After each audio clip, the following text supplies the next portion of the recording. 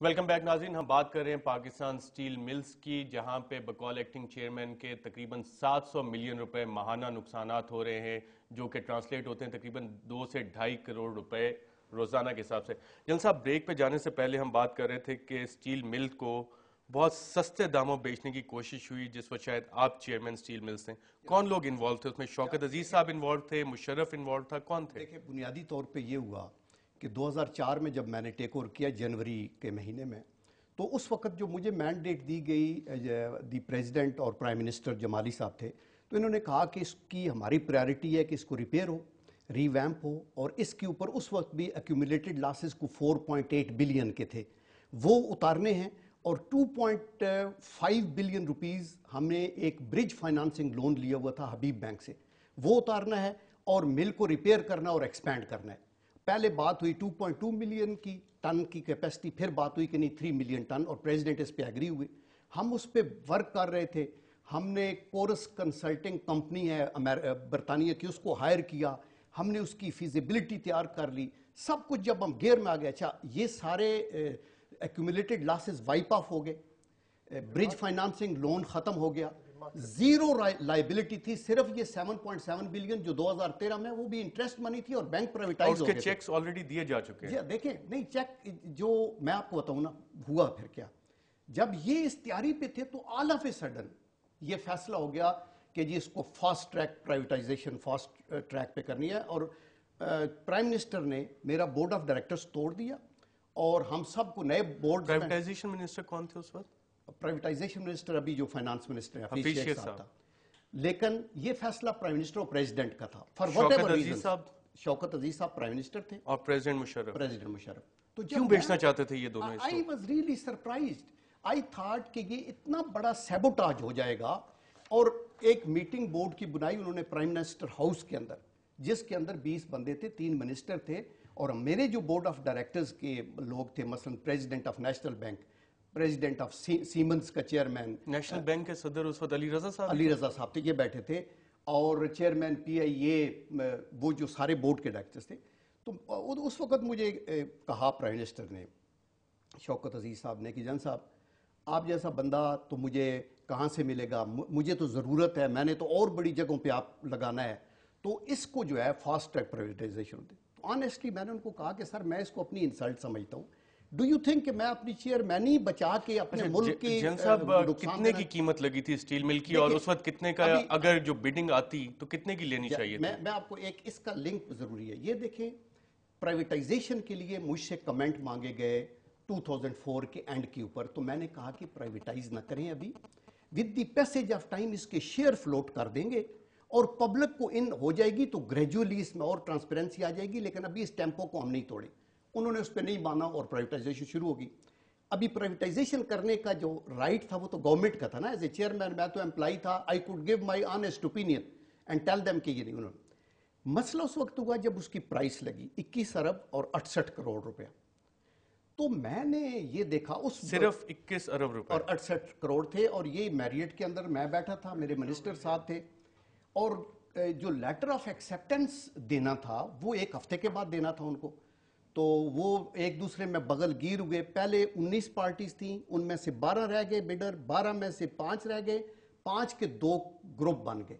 एक डमी था जो वैसे कॉल कर रहा था, दूसरा उधर था। जब उन्होंने 1 2 3 करके 21 अरब पे, तो मैंने अपने मिनिस्टर जो जहांगीर तरीन साहब से थे, मैंने कहा ये इस पे तो नहीं जा सकते। उन्होंने कहा नहीं, कैसे नहीं, ये तो हो गया।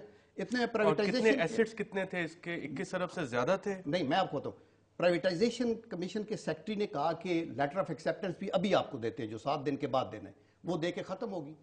मैं जब वापस गया तो मैं कराची चला गया, वहां जाके अकाउंट्स देखे, सारा देखा, तो मैंने प्रेसिडेंट ऑफ पाकिस्तान को एक पर्सनल लेटर लिखा और उसमें मैंने कहा सर कि 6 अरब रुपए का मेरे पास रॉ मटेरियल पड़ा है, which is hot cash, iron और कोकिंग कोल ढेर लगे हैं, इनको पता है। 4 अरब के फिनिश प्रोडक्ट्स पड़े, 1.25 अरब की इन्वेंट्री है जो हर वक्त आज भी इनके पास होगी, फिनिश प्रोडक्ट्स भी आज पड़े होंगे, माल भी पड़ा होगा, क्योंकि वो उसको आपको SOP ये है कि 3 महीने का सामान आपके पास होना चाहिए, कहीं भट्टी बुझ ना जाए। अगर ये एक्सटिंग्विश हो जाए तो बहुत लॉस होता है। मैंने कहा सर 12 अरब ये हैं, 9 अरब रुपए मैंने बैंक में सेव करके रखे हुए हैं, सारी लाइबिलिटीज खत्म करने के बाद 21 अरब। 15 अरब रुपए आपने जेब से पैकेज देना है लोगों को, जो आपने कहा हुआ है कि रिटायर होंगे, तो ये आप अपनी जेब से पैसे देके हमें क्या मजबूरी है कि हम इतनी बड़ी इसको 4,500 एकड़ जमीन उसमें दे रहे हैं, पूरी वो दे रहे हैं। ये मैंने लिख के भेज दिया। ये तकरीबन कोई 40 अरब के आपने एसेट्स गिनवा दिए हैं। जा तो दहर साहब, आप ये समझते हैं ये वाइट कॉलर क्राइम हो रहा था उस पर, जिसके डॉक्यूमेंट्स भी तैयार हो गए, जिसके हफीज शेख साहब भी पार्टनर थे, शौकत अजीज साहब थे, और मुशर्रफ साहब का जो किरदार था वो जनरल साहब से दोबारा पूछते हैं, क्या इनके खिलाफ केसेस रजिस्टर होने चाहिए? देखिए, गवर्नमेंट में मुश्किल होता है कि क्रिमिनल केस होता है क्रिमिनल इंटेंट पे। जैसे जनरल साहब बता रहे 40 अरब की चीज आप 21 अरब में देने के लिए अगर मुल्क की असास से आप इसका बेचेंगे तो ये वाइट कॉलर क्राइम नहीं, डकैती नहीं है सरेआम। एक क्लैरिफिकेशन, ये जो है ना 21 अरब तो मैंने ये काउंट किया है ना, 15 अरब हम कह रहे थे कि हम जेब से पैकेज देना था तो आपका नुकसान हो जाता। अदरवाइज जो एसेट से दूसरे दिन अकील करीम एंड डेडी जो कंपनी है, उन्होंने कहा ये आप 21 का बेच रहे हैं, 40 अरब आज मुझसे ले लें तो आप मुझे दे दें, ये उन्होंने कहा।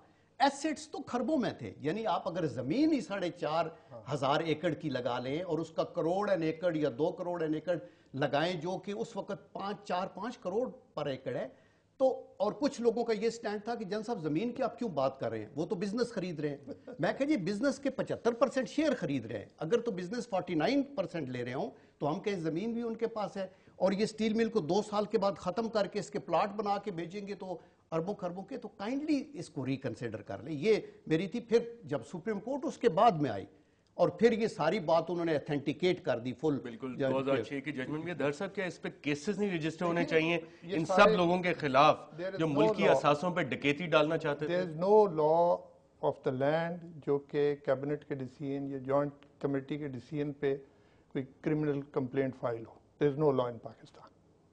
इंटेंट की आपने बात की, यहाँ तो सरेआम नजर आ रहा है। तो लॉ होना चाहिए ना। There is no law saying कि इंटेंट पे भी क्रिमिनल इन्वेस्टिगेशन हो जाएगी। नो, गवर्नमेंट में जॉइंट डिसीजन होते हैं, ठीक है ना। वो ज्यादा से ज्यादा ही कह सकते हैं बैड जजमेंट हो गई। हाँ, उस अगर ट्रांजैक्शन हो जाती, उसके बदले कोई पैसे रेल फेल होता, वो क्रिमिनल एक्टिविटी कॉग्निजेंस लेके हो सकती थी। तो हफीज शेख साहब जो उस वक्त प्राइवेटाइजेशन मिनिस्टर थे, अब फाइनेंस मिनिस्टर, ये उनकी इनकॉम्पिटेंस नहीं थी कि कम से कम जो जनरल साहब ने गिनवाया 40 अरब की चीज को आप 21 अरब में बेचने के लिए डॉक्यूमेंट्स तैयार कर रहे हैं? अब तो ये बेहतर तो वही बता सकते हैं, लेकिन आई मस्ट से कि जनरल साहब की इंटरवेंशन से वो बात रुक गई।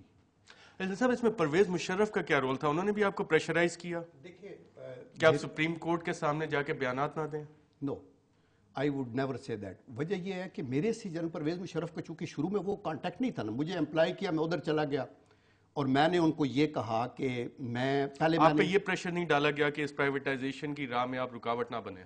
देखिए, इस सिलसिले में बहुत से टेलीफोन मुझे आते रहे। प्राइम मिनिस्टर का तो message through my own minister मुझे मिला कि प्राइम मिनिस्टर कहता है कि ले ऑफ, तुम जो बातें कर रहे हो और जो कह रहे हो स्टील मिल बहुत ऊंची जा रही है, इससे नुकसान हो रहा है, तो ये फिर बिकेगी नहीं। विदाल आने इसकी मैं कहता हूँ कि ये भी उनको दिल नहीं था कि मैंने एक दफ़ा पार्लियामेंट की जो सेनेट की कमेटी फॉर प्राइवेटाइजेशन, उस पर मुझे कहा गया कि आप ब्रीफिंग दें। ख्वाजा आसफ वगैरह बैठे थे, ये फौजिया भाब भी उसकी मेंबर थी, मुझे याद है अभी। तो जब मैंने इनको ये ग्राफ दिखाए कि 3 सालों में 18 अरब रुपया हमने कमाया है, जिसमें 6 अरब हमने इनकम टैक्स भी 30 साल तारीख में पहली दफ़ा दिया है, चूंकि जब एक्यूमुलेटेड लॉसेज हों तो आप इनकम टैक्स नहीं देते। 6 अरब हमने उस टाइम किया है, तो ये बड़ी अच्छी है। तो मिनिस्टर मेरे जो थे, ये जो उस वक्त ये प्राइवेटाइजेशन की, ये नाराज़ हो गए कि जन साहब आप नहीं बेचने देनी है हमें कि नहीं बेचने देनी।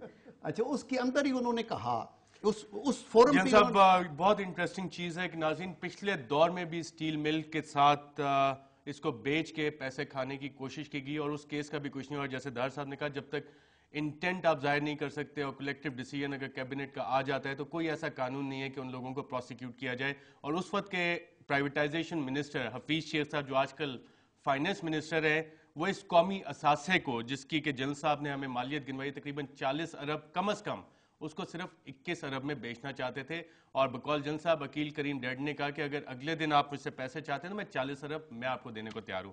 नाज़रीन, ये डकैती सरेआम मारने की एक कोशिश की गई जिसको सुप्रीम कोर्ट ने रोका और इस वक्त 22 अरब का एक और केस सुप्रीम कोर्ट के सामने, उसका क्या होगा इस पर भी हम अपनी गुफ्तगू जारी रखेंगे एक वक्फे के बाद।